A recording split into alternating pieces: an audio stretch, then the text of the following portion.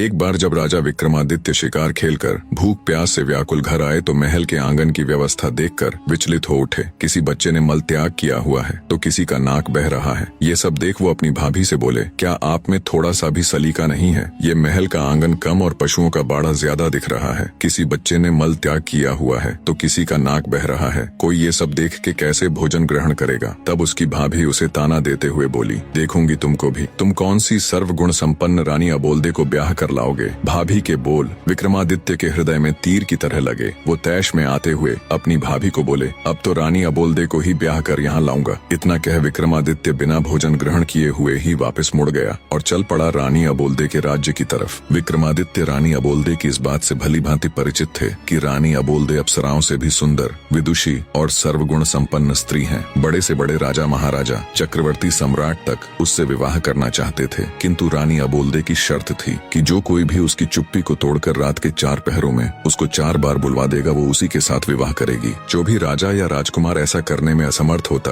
उसे रानी की कैद में रहने की सजा हो जाती। अब तक कोई भी राजा या राजकुमार 4 बार तो क्या, 1 बार भी रानी को नहीं बुलवा सके थे। 111 राजा व राजकुमार रानी को बुलवाने का ये असफल प्रयास कर चुके थे, जो अब उनकी कैद में पड़े थे। रानी अबोल्दे ने अपने महल के सामने एक बड़ा ढोल रखवा रखा था। जो कोई भी राजा या राजकुमार रानी से विवाह करने का इच्छुक होता, उसे डंके की चोट मार उस ढोल को बजाकर आगाज करना होता था। राजा विक्रमादित्य ने चलते चलते एक योजना बनाई। उसके पास 4 ऐसे अदृश्य वीर थे जो उनके हर हुक्म को मानते थे। राजा विक्रमादित्य उन वीरों के साथ शाम होने से पहले ही रानी अबोल्दे के महल के सामने पहुंच गया और डंका उठा, जोर से ढोल पर दे मारा। ढोल की आवाज सुनकर रानी ने अपने सेवकों को आदेश दिया, ढोल बजाने वाले को आदर सहित अतिथि गृह में ले जाए और उचित सत्कार किया जाए। रात का पहला पहर शुरू होने से पहले ही रानी अबोल्दे 16 श्रृंगार कर अपने महल में पलंग पर बैठ गई और सेवकों को आदेश दिया कि राजा विक्रमादित्य को उनके समक्ष लाया जाए। राजा विक्रमादित्य सेवकों के आग्रह पर रानी अबोल्दे के महल में आ गए और अपनी योजना के अनुसार अपने 4 अदृश्य वीरों को उनके अति सूक्ष्म रूप में अलग अलग स्थानों पर बैठा दिया। एक को रानी के पलंग के पास, दूसरे को रानी के मटके के पास, तीसरे को रानी की खिड़की के पास और चौथे को रानी के हार के पास बैठा दिया और वो खुद भी रानी के समक्ष एक काठ की कुर्सी पर बैठ गए। उन्होंने रानी से बातचीत करने का प्रयास किया, पर रानी अबोल्दे ने कोई जवाब नहीं दिया। वो तो उनके सामने ऐसे बैठ गई जैसे कोई पत्थर की मूर्त हो। तब राजा विक्रमादित्य ने रानी के पलंग की तरफ देखते हुए कहा, अरे भाई रानी के पलंग, रानी तो बोलेगी नहीं, अब तू ही कह कुछ बात जिससे कटे रात। राजा की बात सुन रानी के पलंग पर बैठा उसका वीर बोला, महाराज मेरे में इतना दिमाग कहाँ कि आपको कुछ कह सुनाऊं? हाँ, अगर आप कुछ सुनाएंगे तो हुंकारा जरूर भर दूंगा। राजा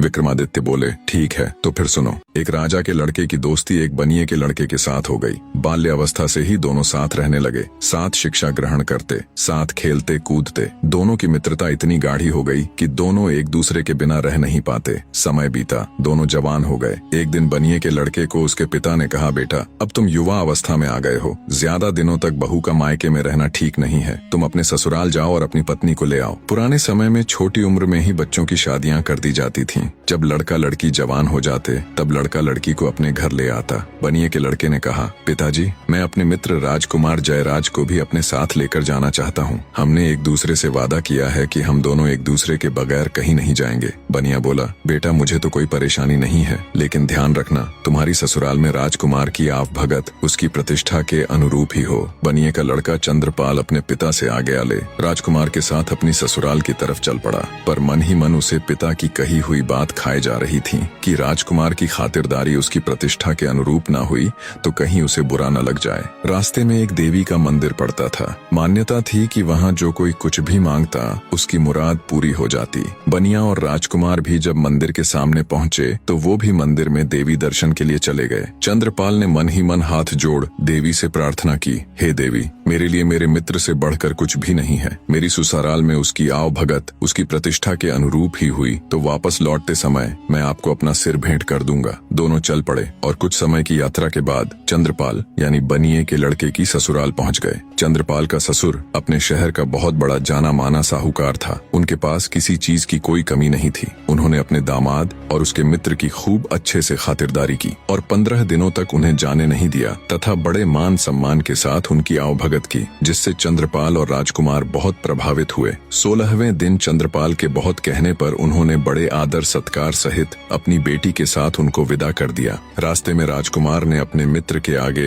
उसके ससुराल वालों की बड़ी प्रशंसा की। चलते चलते जब वे देवी के मंदिर के सामने पहुंचे तो बनिए का लड़का अपनी पत्नी और मित्र को थोड़ी देर रुकने के लिए कह मंदिर के अंदर चला गया और अपनी प्रतिज्ञा अनुसार उसने अपना सिर काटकर देवी के चरणों में अर्पित कर दिया। जब बहुत देर तक वो नहीं आया तो राजकुमार जयराज उसे देखने के लिए मंदिर गया। उसका कटा हुआ सिर देखकर उसके पैरों नीचे से जमीन खिसक गई। सोचा अगर मित्र ही जिंदा नहीं रहा तो मैं जीकर क्या करूंगा। उसने भी अपना सिर कलम कर लिया। उधर जब नव विवाहिता चंद्रकला को बहुत देर इंतजार करते हो गई तो वो भी किसी अनहोनी की आशंका से मंदिर के अंदर गई। जब उसने वहाँ का नजारा देखा तो उसके होश उड़ गए। उसकी जोरदार चीख से वातावरण दहल उठा। रोते हुए वो देवी के सामने बोली, हे माँ, ये क्या अनर्थ हो गया। अपने पति के बिना मैं ससुराल जाकर क्या करूंगी। सब मुझे ही अभागन कह मेरे ऊपर लांछन लगाएंगे। अब मेरे जीने का भी कोई मतलब नहीं रह गया। जैसे ही उसने तलवार उठाई तभी देवी माँ प्रकट हुई और उसका हाथ पकड़ते हुए उसे ऐसा करने से रोक दिया। तब चंद्रकला बोली,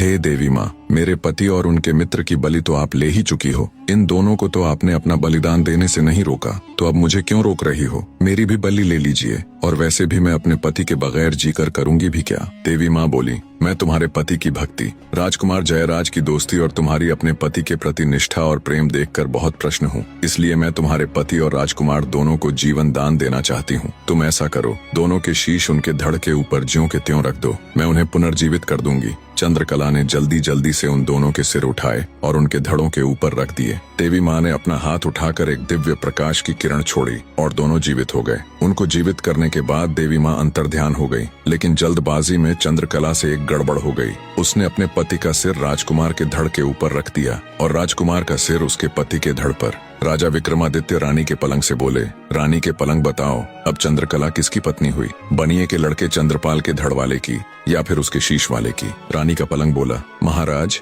मेरे अंदर इतना दिमाग कहाँ कि मैं आपकी ये गुत्थी सुलझा पाऊं। मैं तो यहाँ पड़ा रहता हूँ एक तरफ। ना कभी रानी मुझे झड़काती है, न कभी बिछाती है। मेरे ऊपर तो धूल जमी रहती है। ये सुन रानी अबोलदे गुस्से से बोली, रे पलंग, तेरी ये मजाल। हर रोज तुझे अच्छे से झड़काऊं, हर रोज तेरे ऊपर नई चद्दर बिछाऊं। तू मुझसे तो कभी बात करता नहीं और परदेसियों के साथ तू मेरी झूठी बुराई करता। सुबह होने दे, तेरे 18 टूक न करवाए तो कहना। फिर रानी राजा विक्रमादित्य से बोली, आपके न्याय के बहुत चर्चे सुने हैं, आप ही बताओ चंद्रकला किसकी हुई। तब राजा विक्रमादित्य बोले, हे रानी, चंद्रकला उसके पति के सिर वाले की हुई। रानी के बोलते ही राजा विक्रमादित्य बोले, मार रे ढोलिया ढोल का डंका। रानी अबोलदे एक बार बोली। ढोल वाले ने तेजी से ढोल पर डंका दे मारा। डंके की आवाज सुन जेल में पड़े रानी के कैदी भी खुश हो गए। आपस में फुसफसाने लगे, लगता है आया है कोई मालिक का नेक बंदा जो रानी अबोलदे को 4 बार बुलवाकर हमें भी इस कैद से आजाद करवा देगा। रानी फिर से एक पत्थर की मूर्त की तरह चुपचाप बैठ गई।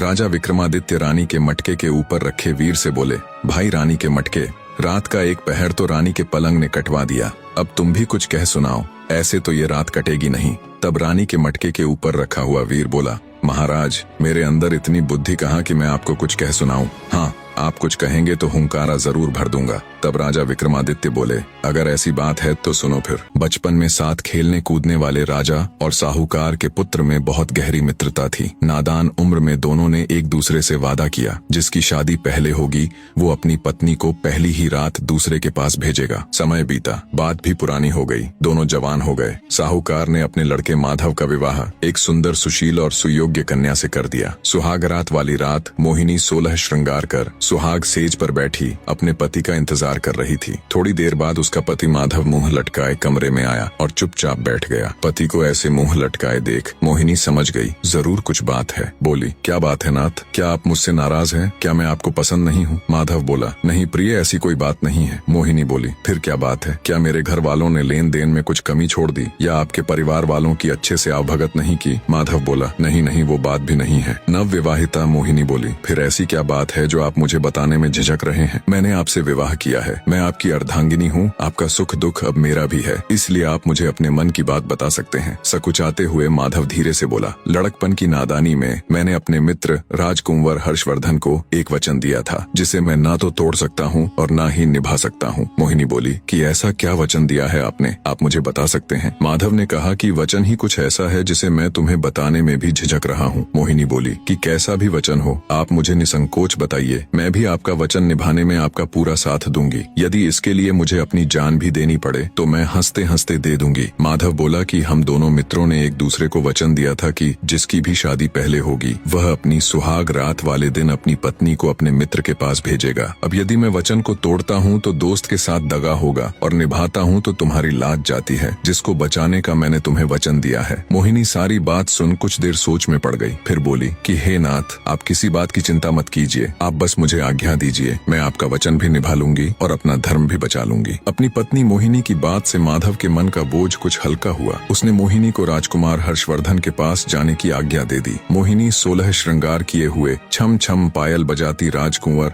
हर्षवर्धन के महल की तरफ चल पड़ी। रास्ते में कुछ चोर घात लगाए बैठे थे। जब उन्होंने गहनों से लदी हुई औरत आती दिखाई दी तो उनकी आंखें चमक उठीं। उन्होंने लूटने के इरादे से मोहिनी को रोक लिया और उसे धमकाते हुए बोले, चुपचाप अपने सारे गहने उतार कर हमें दे दो, नहीं तो हम तुम्हारी हत्या करके सारे जेवर ले लेंगे। मोहिनी हाथ जोड़कर बोली, कृपा करके अभी मुझे छोड़ दीजिए, अभी मैं किसी बहुत आवश्यक काम से जा रही हूँ, जिसके लिए मेरे शरीर पर इन गहनों का होना अत्यंत आवश्यक है। मैं वचन देती हूँ, जब मैं वापस आऊंगी तो खुद तुम्हें ये सारे गहने उतार कर दे दूंगी। आपको दिया हुआ वचन मैं जरूर निभाऊंगी। चोरों ने कुछ सोच विचार कर उसे जाने दिया। मोहिनी जल्दी ही राजकुंवर हर्षवर्धन के महल की सीढ़ियां चढ़ती हुई उसके कक्ष के सामने पहुंच गई। मोहिनी जब अपनी पहली ही रात को किसी दूसरे आदमी के कमरे में जा रही थी, बस उसके मन में यही चल रहा था, कैसे भी करके अपनी पति का मान और अपनी लाज दोनों रखनी है। वो हर्षवर्धन के महल की सीढ़ियां चढ़ते हुए उसके कक्ष में पहुंच गई। राजकुमार हर्षवर्धन अपने कक्ष में अपने पलंग पर गहरी नींद में सो रहा था। मोहिनी ने उसके पैर का अंगूठा मरोड़कर उसे उठाते हुए कहा, जागो कुंवर सा जागो। राजकुमार हर्षवर्धन सकपका कर बैठा हो गया। अपने सामने 16 श्रृंगार किए किसी अप्सरा के समान सुंदर स्त्री को देखकर वह चौंक गया। लगा जैसे कोई सपना देख रहा हो। आंखों को बार बार मला तो देखा, ये सपना नहीं बल्कि हकीकत है। सच में एक सुंदर नार उसके सामने खड़ी है। उसने बड़ी विनम्रता से पूछा, हे देवी, आप कौन हैं और कहां से आई हो? इस तरह रात्रि के इस वक्त मेरे शयन कक्ष में आने का आपका प्रयोजन क्या है? तब मोहिनी ने कहा, मैं आपके मित्र माधव की नव विवाहिता पत्नी मोहिनी हूँ और उनका दिया वचन निभाने आई हूँ। हर्षवर्धन बोला, वचन? कैसा वचन? मोहिनी बोली, आपके और आपके मित्र के मध्य लड़कपन में यह तय हुआ था कि जिसकी शादी पहले होगी वह सुहागरात वाले दिन अपनी पत्नी को अपने मित्र के पास भेजेगा। बस उसी वचन को निभाने के लिए आपके मित्र माधव की आज्ञा से मैं यहाँ आपके पास आई हूँ। सब सुन राजकुमार हर्षवर्धन एक बार के लिए तो बिल्कुल सन्न रह गया। जब ध्यान किया तो सब याद कर वो बहुत शर्मिंदा हुआ। उसने हाथ जोड़कर कहा, हे देवी, मुझे माफ कर दीजिए। वो तो हमने नादानी में एक दूसरे से वादा कर दिया था। ये कोई वचन नहीं बल्कि हमारी बचपन की नादानी थी। मेरे मित्र की पत्नी तो मेरी भाभी हुई और भाभी तो माँ या बहन के समान होती है। मैं अपने बचपन की नादानी पर बहुत शर्मिंदा हूँ। मैं आज से ही आपको अपनी धर्म की बहन बनाता हूँ। इतना कहकर राजकुंवर हर्षवर्धन ने मोहिनी को चुनरी और हीरे मोतियों से भरा हुआ थाल देकर उसी समय विदा कर दिया। मोहिनी वापस अपने घर की तरफ चल पड़ी। रास्ते में वही चोर उसका इंतजार कर रहे थे। उसकी पायल की आवाज सुनकर वे रुक गए कि कहीं वह अपने साथ सिपाहियों को तो नहीं लेकर आई है। जब उन्हें इस बात की तसल्ली हो गई कि वह अकेली ही है तो उन्होंने आपस में चर्चा करते हुए कहा, अरे भाई, यह औरत तो सच में अपने वचन की पक्की है। इतने में मोहिनी उनके पास पहुंच गई। उसने राजकुमार हर्षवर्धन का दिया हीरे मोतियों का थाल भी उन्हें देते हुए कहा कि यह भी रख लीजिए, ये भी आपके भाग्य में ही था। रुकिए, मैं अभी अपने सारे गहने उतार कर आपको देती हूँ। इतना कहकर वह अपने गहने उतारने लगी। चोरों के आश्चर्य की सीमा नहीं थी। उन्होंने उसे रोकते हुए कहा, जरा रुको, पहले तुम हमें यह बताओ कि तुम कहाँ गई थी और यह हीरे मोतियों से भरा हुआ थाल तुम्हें कहाँ से मिला? तब मोहिनी ने उनको अपनी पूरी कहानी विस्तार से बताई। सारी बात सुनने के पश्चात चोरों ने हाथ जोड़ते हुए कहा, हे देवी, आप धन्य हैं जो अपनी लाज की चिंता न करके अपने पति का मान बचाने के लिए इतना बड़ा कदम उठाया। आप जैसी चरित्रवान स्त्री को तो हम भी अपनी बहन बनाना चाहते हैं। क्या आप हम जैसे पापियों को अपने भाई के रूप में स्वीकार करने का सम्मान देंगी? मोहिनी की स्वीकृति मिलने पर चोरों ने उसे हीरे जवाहरात से भरा हुआ थाल वापस कर दिया और साथ में लूटा हुआ धन भी दे दिया तथा सम्मान पूर्वक उसे उसके घर तक पहुंचा दिया। इतनी कहानी कहकर राजा विक्रमादित्य रानी के मटके से बोले, बताओ रानी के मटके किसका त्याग बड़ा है, चोरों का या राजकुमार हर्षवर्धन का? मटके के ऊपर रखा हुआ वीर बोला, महाराज, मेरे अंदर इतनी बुद्धि कहाँ कि मैं आपको ये बता सकूं किसका त्याग बड़ा या छोटा है। मैं तो एक साधारण सा मटका हूँ जो ऐसे ही किसी कोने में पड़ा रहता है। न तो मुझसे कोई पानी पीता है, न कोई सफाई करता है और न ही कोई मेरा नीर बदलता है। तो महाराज मुझे माफ करे, मैं आपकी ये पहेली नहीं सुलझा पाऊंगा। मटके की बात सुन रानी अबोलदे गुस्से से तिलमिला उठी और बोली, रे मटके, तेरी ये मजाल, हर रोज तेरी सफाई करूं, हर रोज तेरा नीर बदलूं, तू मुझसे तो कभी बात करता नहीं और परदेसियों के साथ तू मेरी झूठी बुराई करता है। सुबह होने दे, तेरे 18 टूक ना करवाए तो कहना। फिर रानी राजा विक्रमादित्य से बोली, आपके तो न्याय के बहुत चर्चे सुने हैं, आप ही बताओ किसका त्याग बड़ा है। विक्रमादित्य बोले, हे रानी, राजकुमार हर्षवर्धन तो एक राजा के पुत्र थे। उनके पास किसी चीज की कमी नहीं थी, ना धन की ना औरत की। एक थाल देने से उसका भला क्या कम होगा। पर चोरों ने न केवल मोहिनी को लूटने से छोड़ दिया, बल्कि साथ साथ अपना लूटा हुआ सर्वस्व धन भी उसे दे दिया। तो चोरों का त्याग राजकुमार हर्षवर्धन से बड़ा था। राजा विक्रमादित्य की बात से पूरी तरह सहमत हो रानी एक बार फिर से सतर्क होकर बैठ गई। राजा विक्रमादित्य ने मुस्कुराते हुए कहा, मार रे ढोलिया ढोल को डंका। रानी अबोलदे दूसरी बार बोली। ढोल वाले ने तेजी से ढोल पर डंका दे मारा। रात के दूसरे पहर में दूसरी बार डंके की आवाज सुन जेल में पड़े रानी के कैदियों की खुशी का कोई ठिकाना नहीं था। उन्हें पक्का विश्वास हो गया था कि जो भी नेक आदमी अब की बार रानी के समक्ष बैठा है, वो रानी को 4 बार बुलवा देगा और हमारी भी कैद छूट जाएगी। राजा विक्रमादित्य रानी की खिड़की के ऊपर रखे वीर से बोले कि हे रानी की खिड़की, रात के 2 पहर तो रानी के पलंग और मटके ने कटवा दिए, अब तुम भी कुछ कह सुनाओ, ऐसे तो ये रात कटेगी नहीं। तब रानी की खिड़की के ऊपर रखा हुआ वीर बोला, महाराज, मेरे अंदर इतनी बुद्धि कहाँ कि मैं आपको कुछ कह सुनाऊं। हाँ, आप कुछ कहेंगे तो हुंकारा जरूर भर दूंगा। तब राजा विक्रमादित्य बोले, अगर ऐसी बात है तो सुनो फिर। एक ठाकुर और एक साहूकार के लड़के में तगड़ी यारी थी। दोनों बाल्यावस्था से ही साथ रहे। दोनों का विवाह बचपन में ही हो चुका था, लेकिन पत्नी दोनों की अपने मायके में ही थी। जवान होने पर दोनों एक साथ अपनी अपनी पत्नी को लाने के लिए रवाना हुए। साहूकार के लड़के गंगाधर ने अपने साथ अपने नाई को भी ले लिया। काफी दूर तक साथ चलने के बाद वे एक ऐसी जगह पर पहुंच गए जहां से उन दोनों के ससुराल जाने का रास्ता अलग अलग था। साहूकार के लड़के गंगाधर और ठाकुर के लड़के विष्णुदत्त ने एक दूसरे को कहा, जो भी यहाँ पहले पहुंच गया वो दूसरे का इंतजार करेगा। इतना कह दोनों मित्रों ने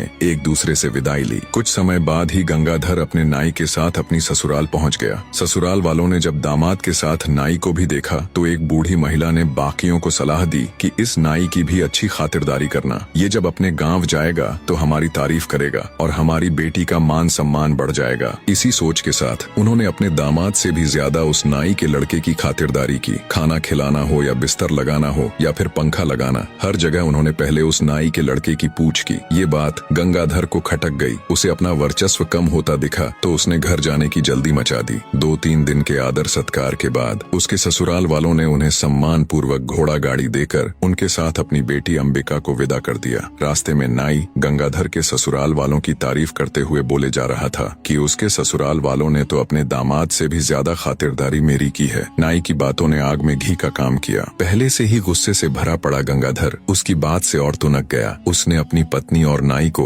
वहीं रास्ते में छोड़ दिया और खुद अकेला ही अपने घर की तरफ निकल पड़ा। उसकी नव विवाहिता पत्नी अंबिका बेचारी ठगी सी उसे देखती रह गई। गंगाधर के जाने के बाद नाई भी मौका देख अपने गांव की राह पकड़ गया। नव विवाहिता अंबिका पर तो जैसे दुखों का पहाड़ टूट पड़ा। दुखी हृदय के साथ उसने हिम्मत कर वापस घर जाने का फैसला किया और घोड़े गाड़ी को घर की तरफ मोड़ दिया। पर होनी को कुछ और ही मंजूर था। वो रास्ता भटक कर किसी अन्य नगर में पहुंच गई। नगर में घुसते ही एक मालिन का घर था। अंबिका ने उसे कुछ धन दिया और कुछ दिनों तक उसके साथ रहने के लिए उसे मना लिया। अंबिका मालिन के साथ उसके घर पर ही रहने लगी। वो मालिन वहाँ के राजा को फूलों की माला बनाकर पहुँचाया करती। अब अंबिका भी इस काम में उसकी मदद करने लगी। मालिन बगीचे से फूल चुन चुन कर लाती और अंबिका उनसे बहुत ही सुंदर और अलग तरह की मालाएं और गुलदस्ते बना देती, जिन्हें मालिन राजमहल तक पहुँचा देती। एक दिन राजा ने मालिन से पूछा कि आजकल तुम बहुत सुंदर और मनमोहक कारीगरी के गुलदस्ते और मालाएं बना बना कर लाती हो। इतनी सुंदर कारीगरी तो तुम नहीं कर सकती, तो ये गुलदस्ते और मालाएं कौन बनाता है? मालिन बोली कि महाराज, मेरे घर पर कुछ दिनों से एक स्त्री आकर ठहरी हुई है। वह बहुत ही गुणवान है। वही रोज इतने सुंदर गुलदस्ते और मालाएं बनाती है। मालिन की बात सुन राजा ने मन ही मन सोचा, जो इतनी सुंदर मालाएं और गुलदस्ते बनाती है वो खुद कितनी सुंदर होगी। ये बात मन में आते ही उसके अंदर वासना का खोट पैदा हो गया।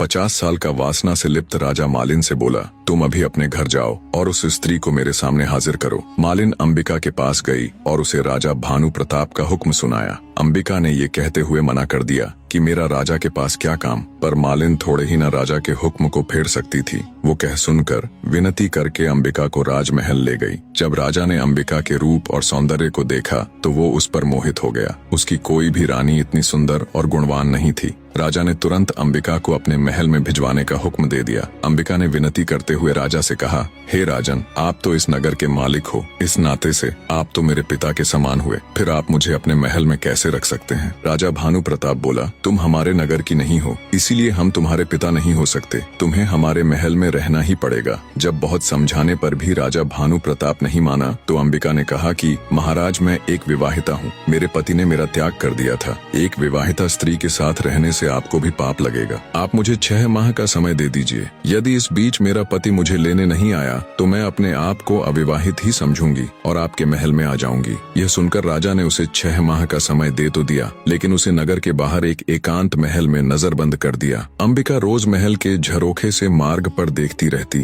कि कभी कोई भूलने से ही उसके मायके या ससुराल से उस ओर आ जाए तो वह उसके साथ अपने हाल का संदेश भिजवा सके। उधर ठाकुर विष्णुदत्त अपनी पत्नी के साथ तय की हुई जगह पर अपने दोस्त का इंतजार कर रहा था। जब गंगाधर अपनी पत्नी का परित्याग करके अकेला ही उधर पहुंचा तो उसे अकेले आते देख विष्णुदत्त बोला, अरे मित्र, तुम अकेले कैसे चले आ रहे हो? मेरी भाभी को कहाँ छोड़ आए? तब गंगाधर ने उसे सारा वाक्य कह सुनाया। सब सुन गुस्से से विष्णुदत्त उसे धिक्कारते हुए बोला, धिक्कार है मित्र, किसी और के अपराध का दंड तुमने अपनी निर्दोष पत्नी को दे दिया। यदि उसके घर वालों ने तुम्हारे नाई की खातिर तुमसे ज्यादा कर दी तो इसमें भाभी का क्या दोष था? इतनी सी बात पर क्या कोई अपनी पत्नी को छोड़ देता है? हमें अभी वापस चलकर भाभी को ले आना चाहिए। गंगाधर ने विष्णुदत्त की बात मान ली। विष्णुदत्त ने अपनी पत्नी को पास ही एक गांव में ठहरा दिया और स्वयं गंगाधर के साथ उसकी पत्नी अंबिका को लाने के लिए निकल पड़ा। गंगाधर ने अपनी ससुराल में लोगों से पता किया तो उसे मालूम हुआ कि उसकी पत्नी अपने मायके नहीं पहुंची थी। ससुराल में ना जाकर वो वहीं से विष्णुदत्त के साथ अंबिका की तलाश में निकल पड़ा। ढूंढते ढूंढते वे दोनों भी उसी नगर में पहुंच गए। अंबिका ने जब महल के झरोखे से उन्हें आते देखा तो तुरंत उसने अपने पति को पहचान लिया और महल के सेवकों से कहकर उन्हें महल में बुला लिया। महल में पहुंचने पर विष्णुदत्त ने अंबिका को अपना परिचय दिया और कहा, भाभी, मेरे मित्र से गुस्से में आपको छोड़ने का अपराध हो गया। वह अपनी करनी पर शर्मिंदा है। अब आप भी बीती बातें भूल जाओ और हमारे साथ अपने घर चलो। गंगाधर ने भी अंबिका से माफी मांगी और चलने के लिए कहा। तब अंबिका ने उन दोनों को अपने साथ घटी सारी बातें विस्तार से बताई और कहा कि पहले हम दोनों को राजा के सामने जाकर उनसे आज्ञा लेनी होगी। वे दोनों राजा के सामने गए। अंबिका ने राजा से कहा कि महाराज, मेरे पति मुझे लेने के लिए आ गए हैं, इसलिए कृपया अब आप हमें जाने की इजाजत दे दीजिए। राजा ने भी अपने वचन का पालन करते हुए अंबिका को अपने पति के साथ जाने की अनुमति दे दी। वे तीनों वहां से निकल पड़े। रास्ते में काशीनाथ ने अपनी पत्नी गौरी को भी अपने साथ ले लिया और सभी अपने नगर में आ सुख से रहने लगे। इतनी कहानी कह राजा विक्रमादित्य ने अपनी खिड़की में बैठे वीर से कहा, हे रानी की खिड़की, बताओ गंगाधर और अंबिका में से कौन ज्यादा महान था? खिड़की में बैठा वीर बोला, हे महाराज, मेरे ऊपर तो पता नहीं कितने सालों की धूल जमी हुई है। न मेरी कभी सफाई होती, न कभी रंग पुताई। मेरे अंदर इतनी बुद्धि कहाँ कि मैं आपको ये बता सकूं कौन ज्यादा महान है और कौन कम। खिड़की में बैठे वीर की बात सुन रानी अबोलदे एक बार फिर से खुद पर काबू ना कर सकी और तमा कर बोली, रे खिड़की, तेरी ये मजाल, हर रोज तेरी सफाई करवाऊं, हर 6 माह में तेरे ऊपर नई रंग पुताई करवाऊं। मेरे साथ तो तूने कभी बात की नहीं और परदेसियों के सामने तू मेरी झूठी बुराई करती। सुबह होने दे, तेरे 18 टूक ना करवाए तो कहना। फिर राजा विक्रमादित्य से बोली, राजा, ये बताना कौन सा कठिन काम है कि कौन महान है? इसमें गंगाधर की तो कोई महानता थी ही नहीं। उसने तो अपनी निर्दोष पत्नी को त्याग दिया था। महानता तो अंबिका की थी। उसके पास रानी बनने का पूरा मौका था, लेकिन फिर भी वह अपने पतिव्रत धर्म पर अडिग रही और उसने अपना धर्म नहीं छोड़ा। ऐसी स्त्री तो महान ही नहीं बल्कि पूजने लायक है। राजा विक्रमादित्य ने शरारती मुस्कान के साथ रानी की तरफ देखते हुए कहा, आपने बिल्कुल सही कहा रानी, मैं तो आपका कायल हो गया। फिर राजा विक्रमादित्य ने ढोल वाले से कहा, मार रे ढोलिया ढोल को डंका। रानी अबोलदे तीसरी बार बोली। ढोल वाले ने तेजी से ढोल पर डंका दे मारा। तीसरे डंके की आवाज सुन रानी की कैद में पड़े कैदी खुशी से नाचने गाने लगे। उन्हें पूरा यकीन हो चला था कि उनकी आजादी के बीच अब बस एक पहर और है। इधर रानी अबोलदे भी अब की बार पूरी सजग होके बैठ गई। उसने मन में निश्चय कर लिया कि अब चाहे कुछ भी हो जाए वो चौथी बार नहीं बोलेगी। विक्रमादित्य बोले, भाई, रानी के हार, रात के 3 पहर तो बड़े आराम से कट गए, अब तू भी कुछ सुना जिससे ये आखिरी पहर भी कट जाए। रानी का हार बोला, महाराज, मेरे अंदर इतनी बुद्धि नहीं कि मैं आपको कुछ कह सुनाऊं। हाँ, हुंकारा जरूर भर लूंगा। राजा बोला, ठीक है, 4 दोस्त थे। उनमें एक ब्राह्मण, एक खाती, एक दर्जी और एक सुनार था। एक दिन चारों सलाह मशवरा कर धन कमाने के लिए परदेश चल पड़े। चलते चलते जब शाम हो गई तो वो सब एक जगह ठहर गए। उन्होंने रात को वहीं रुकने का फैसला किया। तय हुआ कि इलाका सुनसान होने के कारण रात के 4 पहरों में बारी बारी सब पहरा देंगे। सबसे पहले पहरा देने का नंबर आया खाती के लड़के का। तीनों सो गए और वो पहरा देने के लिए बैठ गया। बैठे बैठे उसे पास में पड़ा एक बड़ा सा लकड़ी का टुकड़ा दिखाई दिया। सोचा क्यों ना कुछ कारस्तानी की जाए, नींद भी दूर हो जाएगी। उसने अपने औजार निकाले और उस बड़े से लकड़ी के टुकड़े को संवारने लगा। रात का पहला पहर खत्म होते होते उसने उस लकड़ी के टुकड़े को तराश कर एक सुंदर स्त्री का पुतला बना खड़ा कर दिया और दर्जी के लड़के को उठाकर खुद सो गया। जब दर्जी का लड़का बैठकर पहरेदारी करने लगा तभी उसे प्रतीत हुआ कि सामने कोई खड़ा हुआ है। पास जाकर देखा तो एक काठ का पुतला है। पुतले को देख मन ही मन खुद से कहा, क्या खूब कारीगरी की है खाती के लड़के ने, पर मैं भी किसी से कम नहीं। उसने भी अपने सामान से वस्त्र और सुई धागा निकाला और लग गया। रात का दूसरा पहर खत्म होते होते उसने एक सुंदर सी वेशभूषा बनाकर उस स्त्री के पुतले को वो पोशाक और चूड़ियां पहना दी। अब पहरेदारी की बारी थी सुनार के लड़के की, तो वो उसे जगाकर सो गया। नींद तोड़ने के लिए सुनार ने ठंडे पानी से मुंह धोया और बैठकर पहरेदारी करने लग गया। तभी उसकी नजर सामने खड़ी स्त्री पर गई तो वो भौंचक्का रह गया। सोचा इतनी रात जंगल में स्त्री कहाँ से आई। उसने उसे आवाज दी पर कोई उत्तर नहीं मिला। जिज्ञासावश उठकर पास गया तो देखा वो कोई स्त्री नहीं बल्कि एक पुतला है। सुनार को समझते देर न लगी कि ये खाती और दर्जी की करामात है। खुद से कहा, मैं भी किसी से कम नहीं। उसने भी अपने औजार निकाले और लग गया। तीसरा पहर खत्म होते होते उसने उस पुतले को सुंदर सुंदर आभूषण बनाकर पहना दिए। अब बारी थी ब्राह्मण के लड़के की, तो सुनार उसको जगाकर सो गया। अब जब ब्राह्मण पहरेदारी करने लगा तो उसकी भी नजर उस पुतले पर गई। वो भी सोच में पड़ गया, इतनी रात को इस जंगल बियाबान में ये नारी कहाँ से आई। वो भी उस स्त्री रूपी पुतले के पास जाकर उसे देखने लगा। सब समझते उसे भी देर न लगी। मन ही मन बोला, वाह क्या खूब कारीगरी की है सबने, लगता है सब मिलकर मेरी परीक्षा लेना चाहते हैं। उसने भी अपना तंत्र मंत्र का सामान निकाला और रात का चौथा पहर खत्म होते होते अपनी तंत्र मंत्र विद्या से उस काठ के पुतले में प्राण डाल दिए। वो काठ का पुतला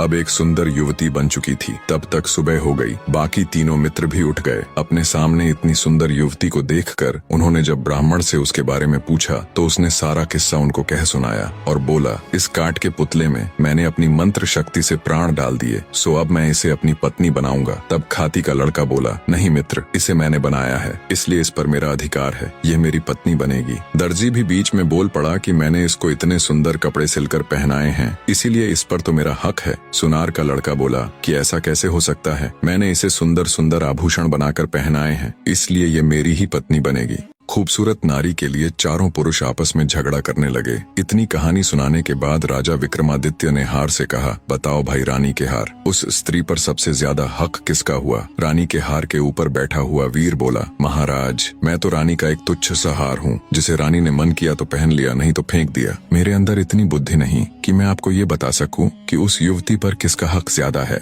हार पर बैठे वीर की बात सुन रानी अबोल्दे को गुस्सा तो बहुत आया, पर वो अपने गुस्से को पी गई और कुछ भी न बोली। जब विक्रमादित्य ने देखा कि रानी तो कुछ बोली ही नहीं और रात का चौथा पहर खत्म होने में बस कुछ ही समय बाकी है, कुछ सोचते हुए वे बोले, सुनो रानी के हार, उस युवती पर सबसे ज्यादा हक उस ब्राह्मण के लड़के का है जिसने उस पुतले में प्राण डालकर उसे जीवित किया। राजा की बात सुन रानी के हार पर बैठा वीर तुरंत बोल पड़ा, क्या बात है राजन, क्या खूब न्याय किया है, आपकी तो जय जयकार होनी चाहिए। हार में बैठा वीर बोला, बोलो राजा विक्रमादित्य की जय। बाकी के तीनों वीर भी राजा विक्रमादित्य की जय जयकार करने लगे। राजा विक्रमादित्य की जय, वाह क्या न्याय किया है। इतना सुनते ही गुस्से को दबाए बैठी रानी अबोल्दे फट पड़ी और बोली, इस गलत न्याय पर कैसी जय जयकार। राजा विक्रमादित्य तुम तो बड़े न्याय प्रिय बने फिरते हो, लानत है तुम्हारे ऐसे न्याय पर। पता नहीं तुम्हारा ये न्याय कैसे इस जग में प्रसिद्ध हो गया। ये न्याय पूरी तरह से धर्म विरुद्ध है। आगे रानी अबोल्दे बोली, ब्राह्मण ने उस पुतले में प्राण डाले थे, अर्थात एक तरह से उसने उसे जन्म दिया, इस तरह से तो वह उसका पिता हुआ। तो एक पिता अपनी पुत्री से विवाह करें, इससे बड़ा नीच कर्म और क्या हो सकता है। धर्म के अनुसार कोई भी स्त्री केवल उसी की पत्नी हो सकती है जो उसको चूड़ियां पहनाता है, और पुतली को चूड़ियां दर्जी के लड़के ने पहनाई थी, तो धर्मानुसार वो युवती उसी की पत्नी हुई। रानी की सारी बात सुन राजा विक्रमादित्य ने शरारत से हंसते हुए रानी अबोल्दे की तरफ देखते हुए कहा, वाह वाह बहुत खूब रानी, आपने तो बिल्कुल धर्मोचित न्याय किया है। उस युवती का पति वो दर्जी ही हो सकता है। और माफ करे रानी साहिबा, आप 4 बार बोल चुकी हैं, तो आपका पति तो केवल मैं ही ही हो सकता हूँ, अब तो बस चलने की तैयारी करो। राजा विक्रमादित्य की बात सुन रानी अबोल्दे ने शर्माकर अपनी आंखें झुका ली। राजा विक्रमादित्य हर्षोत्साहित हो बोला, मार रे ढोलिया ढोल को डंका। रानी अबोल्दे चौथी बार बोली। ढोलिये ने डंका उठा ढोल पर दे मारा। रानी अबोल्दे ने वायदे के अनुसार उसकी कैद में बंद सभी राजाओं और राजकुमारों को सम्मान सहित उनका राजपाट लौटाते हुए उनको मुक्त कर दिया। बड़े धूमधाम से रानी अबोल्दे की शादी राजा विक्रमादित्य के साथ हो गई। राजा विक्रमादित्य जब रानी अबोल्दे को ले उज्जैन नगर पहुँचे तो उनको ताना देने वाली भाभी ने भी उनको अभिवादन देते हुए कहा, मान गए देवर्षा, जो आपने कहा था वो कर दिखाया। कहानी का निष्कर्ष जानने से पहले कमेंट करके कहानी कैसी लगी और अगली कहानी किस टॉपिक पर सुनना चाहोगे जरूर बताएं। निष्कर्ष, जीवन में सत्य, न्याय और धर्म का पालन सबसे महत्वपूर्ण होता है। जब चारों पात्र अपनी अपनी इच्छाओं और स्वार्थों के अनुसार कार्य करते हैं तो उनका संघर्ष अंततः उनके भीतर के सही और गलत के बोध को उजागर करता है। राजा विक्रमादित्य की न्यायप्रियता और रानी अबोल्दे का धर्म के प्रति अडिग विश्वास दर्शाता है कि सही रास्ता चुनने के लिए आत्मसंवेदनशीलता और विवेक आवश्यक है। यह कहानी यह भी सिखाती है कि किसी भी परिस्थिति में ईमानदारी, प्यार और समझौते के जरिए ही हम अपने जीवन को संतुलित और आध्यात्मिक रूप से पूर्ण बना सकते हैं। भगवान का न्याय हमेशा सही होता है और आत्मिक शांति पाने के लिए हमें अपने कर्मों और विचारों को शुद्ध करना चाहिए। कहानी में अंत तक जुड़े रहने के लिए आप सबका तहे दिल से धन्यवाद।